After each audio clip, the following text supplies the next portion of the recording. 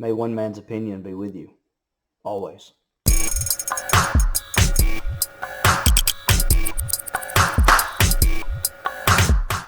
What's up, everybody? Oh no, I forgot my... Hang on. Okay, that's a little better. What's up, everybody, and welcome to One Man's Opinion. And today, we're right back at it, ranking the worst to best Star Wars, starting at number 5, working our way down. If you didn't see 10 through 6, what are you doing? Why are you watching this? Pause this video. I'll be right here waiting on you. Go over to 10 through 6, get that countdown real quick. Come on back. We'll be here getting this 5 through 1 counting down, and then you can watch it after. Okay, coming in strong at number 5, beating out half of the Star Wars franchise, is Episode 1, The Phantom Menace. Now, Episode 1 is one of those movies that was panned online for a long time. People really love to hate on Episode 1 for a couple of different reasons. There's some merit to the hate for Episode 1. There is also a lot of good things in Episode 1. But you know how I like to do this. Let's start with the negatives. So first of all, Jar Jar. Everyone loves to hate Jar Jar. And frankly, I don't really understand it. Is he a goofy character? Is he a little nonsensical? Yeah. But there have always been goofy characters in Star Wars. There are always characters who are there for comic relief. There are always characters there designed to sell toys. There are always funny alien creatures, funny alien people. It's really not that uncommon. And why people hated Jar Jar so much, I don't really understand. Is he goofy? Sure. But his involvement with this film makes sense. Without Jar Jar, this movie really doesn't go anywhere, or it goes somewhere totally different altogether. And maybe you would have rather this film go somewhere different altogether.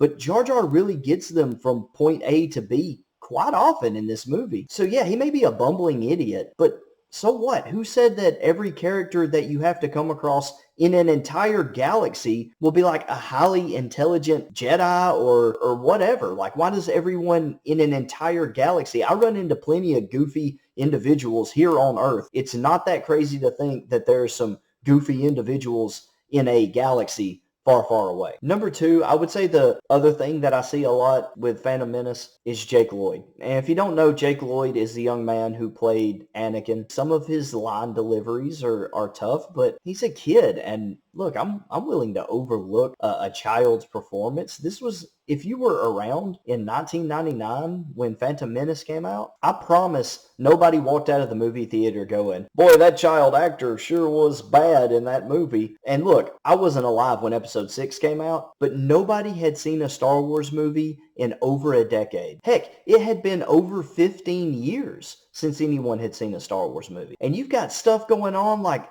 Darth Maul with the double-bladed lightsaber. You got Qui-Gon. You got a young Obi-Wan on screen. You're getting to see a younger Yoda. You got to meet Mace Windu and so many other interesting characters. Nobody cared about Jake Long's performance in 1999. This movie was a return to a galaxy far, far away. And that was something special. Now, maybe if you didn't grow up in that time period, maybe you're a little younger than I am, maybe it didn't mean that much to you because you had the newer movies, or you had Episode 3 or whatever it was. You know, maybe Episode 1 doesn't mean that much to you. Maybe I'm horribly biased. But Episode 1 meant a lot. And it was so good. I loved Episode 1. Pod racing, not the most interesting thing in the world, but it was neat to see that. It was something a little bit different. It reminded you of Episode 6 when Luke hops on the speeder and Leia's on one and you got the stormtroopers.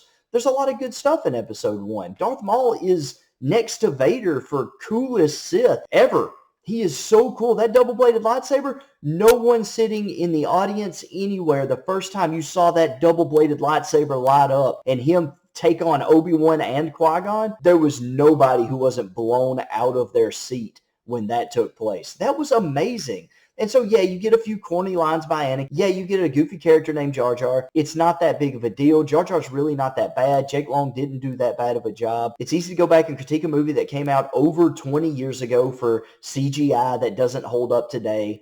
Who cares? Episode 1 was a blast. There are a lot of good things, but I'm already running too long talking about this one. Liam Neeson, Ewan McGregor, Samuel L. Jackson coming in as Mace Windu. So many great characters. Padme comes in. She's awesome. She kicks butt. Obi-Wan, Qui-Gon. Spoiler alert. I don't know if I have to give one of those for episode 1, a movie that came out over 20 years ago. But when Qui-Gon died, that was...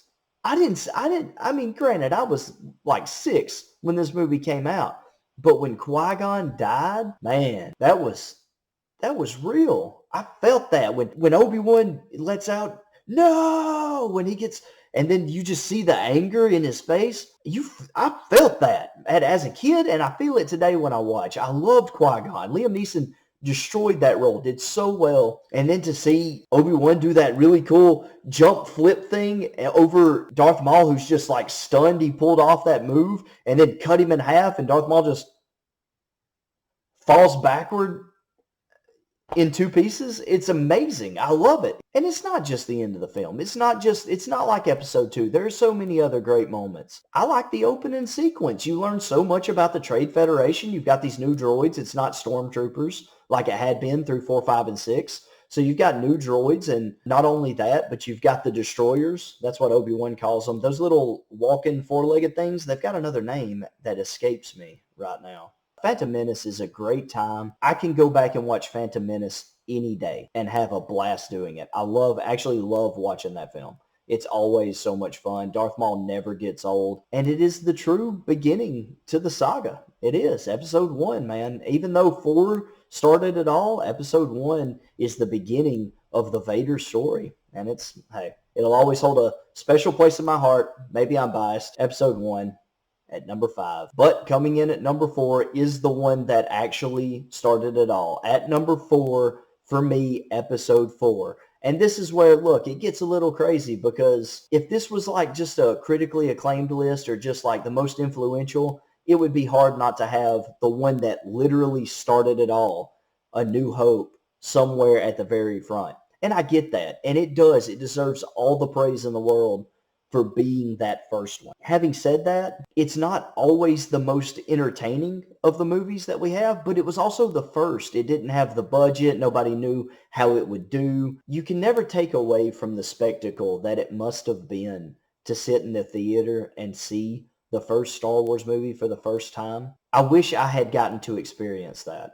I didn't, but I still grew up watching 4, 5, and 6. Those were my first Star Wars movies. Now, 4 wasn't my favorite as a kid, but there's not just necessarily a whole lot of action in 4. But that's okay. 4 introduces us to Luke Skywalker for the first time, Obi-Wan Kenobi for the first time, Han Solo, Chewie, Princess Leia, Darth Vader. We get all these iconic characters introduced in this first film. You get to see Obi-Wan die. We get to see the big space battle. That space battle is still awesome. Still awesome to watch that space battle. And to see Darth Vader swoop in and just start taking people out. Iconic lines. I love how Vader's most iconic lines are always, they're not like long speeches or monologues. It's all just short, I have you now. Just little things like that. I find your lack of faith disturbing. I'm not going to try to do the voice because it'll just be ugly. So many great things. Vader, the first time you see him, what an imposing and intimidating character Darth Vader is. Just that huge hulking frame, that helmet, cape, I don't know, something about that all black, and then like the mechanical, even the respirator. Like a guy on a respirator should not be intimidating. You shouldn't be like, hey, that guy can barely breathe. I bet he could stomp me. But Vader commands that presence.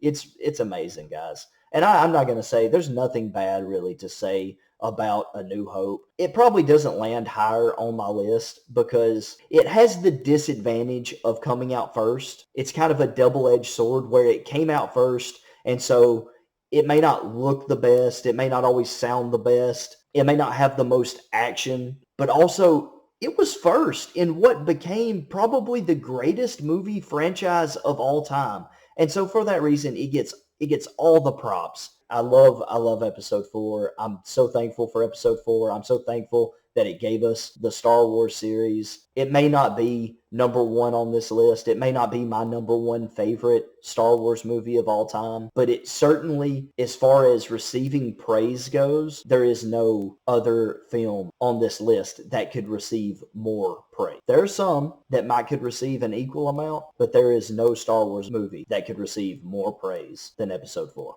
All right, coming in at number 3, I have my childhood favorite Star Wars movie. When I was a kid, this was the one. I probably watched this movie 1,000 times. Star Wars Episode 6. I loved Episode 6. This movie, start to finish, is a blast, and what a finale it is to the original trilogy. You start off at Jabba's palace. I love the whole Jabba's palace thing where they're there to rescue Han and they come in one by one and they have this big plan where if one fails, then they send in the next one and each one has a new plan to save Han. And if, Luke is the last ditch effort and he comes in and he's in his all black now, he's got his robot hand. Luke he's so cool. And you don't really get the full okay, Luke he's different. He's different now. You do a little bit when he first walks in because he puts a force choke on one of those guys. But still, you don't get a full feel for it. And you see him, he's cool, he's confident. He's a new Luke Skywalker. His confidence when he walks into Jabba's palace is crazy. And then he falls in the Rancor pit and he kills the Rancor with a stick and a rock, basically. He puts a stick in his mouth and then he hits the door lever with a rock. Stick and a rock. And then he gets out, and you still don't really get it. He's captured. They're about to be thrown into the Rancor pit, and then Luke just gives the nod, and then his lightsaber shoots up, his brand new green lightsaber, and then he just goes to murdering people on that barge. And it's so cool. Leia chokes out Jabba. It's so much fun. It's such an awesome opening scene. And then you've got the death of Yoda in this movie, and then you've got the huge battle. I mean, you've got the build up to the huge battle at the end. Leia finally finds out that she's Luke's brother. The lightsaber fight between Luke and Darth is the best lightsaber fight in this trilogy. Emperor Palpatine is more front stage in this movie. He's got a much bigger presence in this film. There's so much in episode 6. It's such a good time. I always loved Luke in this movie. I always loved Mark Hamill in this movie. This Luke Skywalker is the Luke Skywalker that I know. It's the Luke Skywalker I remember the most from my childhood. Star Wars Episode 6, my number 3 favorite Star Wars film of all time. Okay, we're at the final 2, and you know what's left. We've got Star Wars Episode 3 and Star Wars Episode 5. These two went back and forth for me for a long time. Now, there's probably a lot of Star Wars purists out there who can't believe Episode 3 is this far on my list. Episode 3 is an amazing film, and I will argue with anyone who says Episode 3 is not an amazing film.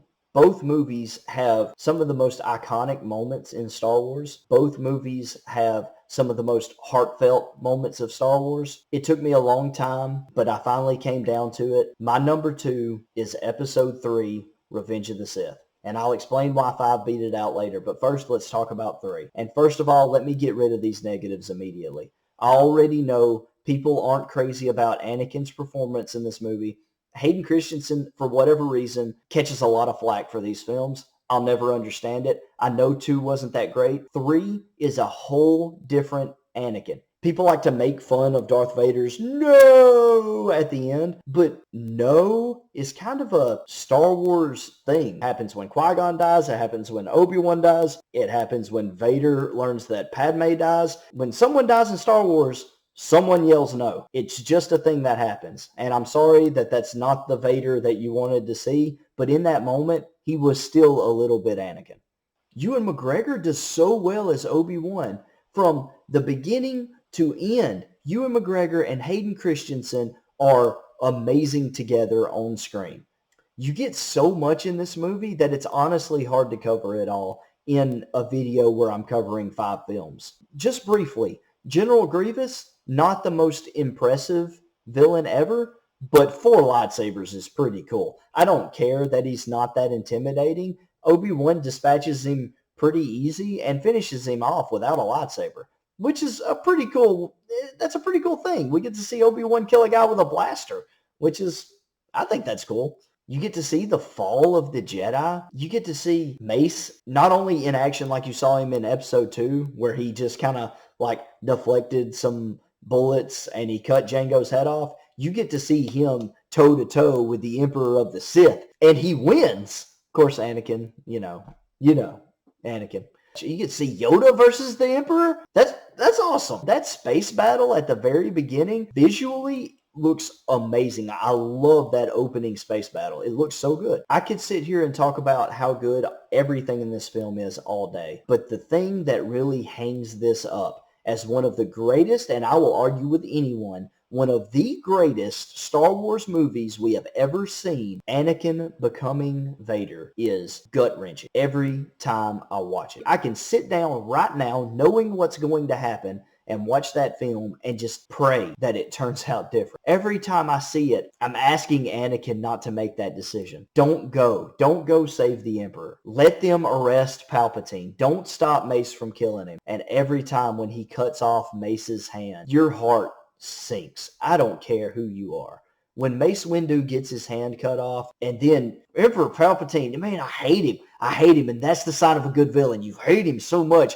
And he goes to he just got his tail handed to him, and now he's going to talk about unlimited power and zap Mace Windu and kill him and throw him out the window. I hate watching it. And then Anakin knows that he's gone too far, that he can't come back from it. He can't come back from killing Mace, and his motivations are legitimate. If you thought that you could save the person that you love the most in this world, what would you not do to get that done? The person you love most has terminal cancer, and you have to do something. But if you do that thing, you save that person. What kind of person would you become if you knew you had a chance to save the person you love the most? Would you take a life?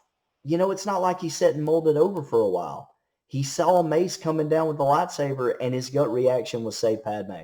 It's a real thing that somebody, even a good man, might do in that situation. And then he realizes, okay, I've taken this step. Mace is dead. I can't come back from that. The only thing I can do now is try to save my wife. He does all those horrible things, and Hayden Christensen acts the crap out of it. His face is always in pain. From that moment on, he is on the verge of tears. It's incredible. The fight between him and Obi-Wan is so raw. It is the greatest lightsaber fight we have seen in any movie, period. It is the greatest. And not just because it's acrobatic, not just because it's flashy, but because there is heart to it.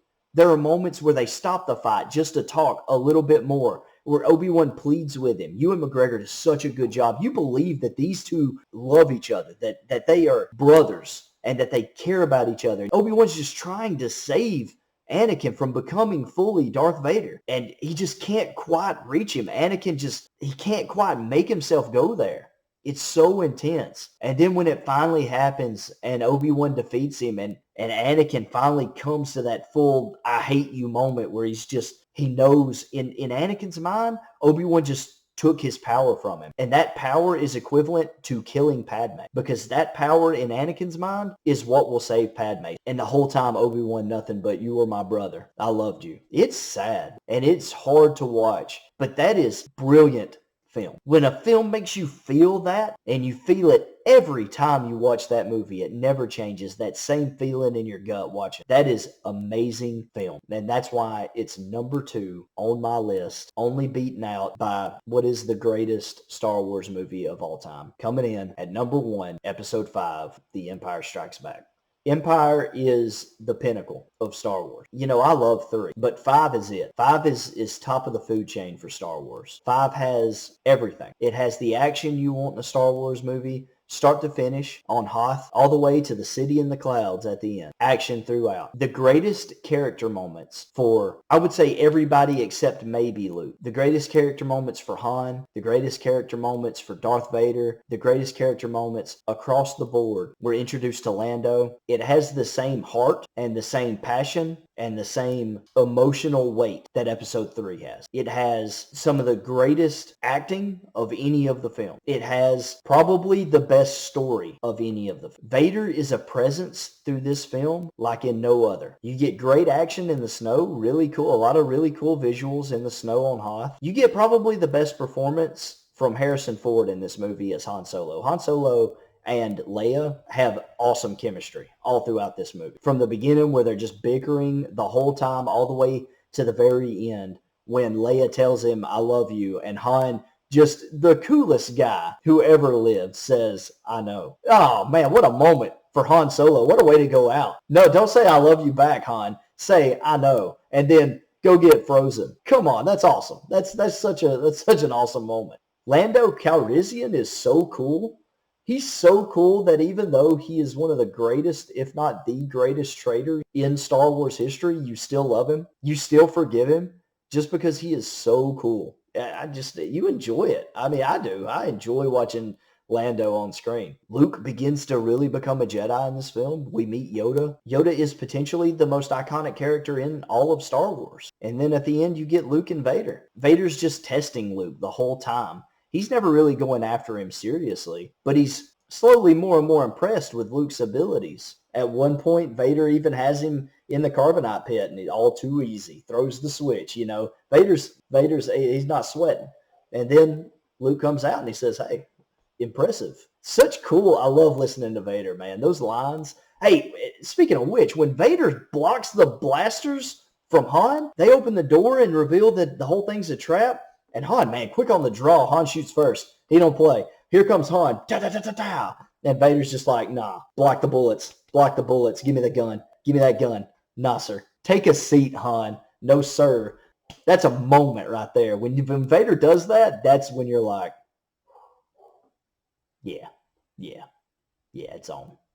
But yeah, anyway, Luke and Vader, the fight, whether it's at the beginning with the lightsabers or later when Vader's just like throwing random objects at him, it spills out onto that big catwalk thing in that giant garbage chute or whatever that place is. Luke loses his hand. You get the most iconic line in all of Star Wars. Everyone knows it. Even people who don't know Star Wars know that line. Luke, I am your father. The twist that blew everyone's mind if you didn't know. Episode 5 just has it all. It has everything that you look for in a Star Wars movie. It has everything that you want. It has a twist that no other Star Wars movie has. It is maybe the only twist in Star Wars. Episode 5 is an iconic film. Though I love Episode 3, I couldn't bring myself to put Episode 3 above Episode 5 on this list. Episode 5 is simply too iconic. It simply has no flaws. And it's an incredibly enjoyable film from start to finish. The greatest Star Wars movie of all time, in my opinion, my favorite Star Wars movie, Episode 5, Empire Strikes Back. Thank you all so much for continuing to watch my channel. Thank you all for subscribing, for liking, for the comments, for the messages you send me. Thank you all so much. Continue to watch, please. I've got much more coming your way. I know there are some different opinions out there, so I'm not even going to go through the whole spiel. If you have different opinions or if you agreed, whatever it is, I would love to hear your thoughts down in the comments. Let me know. Just remember, for real, y'all, it's just one man's opinion, so take it easy.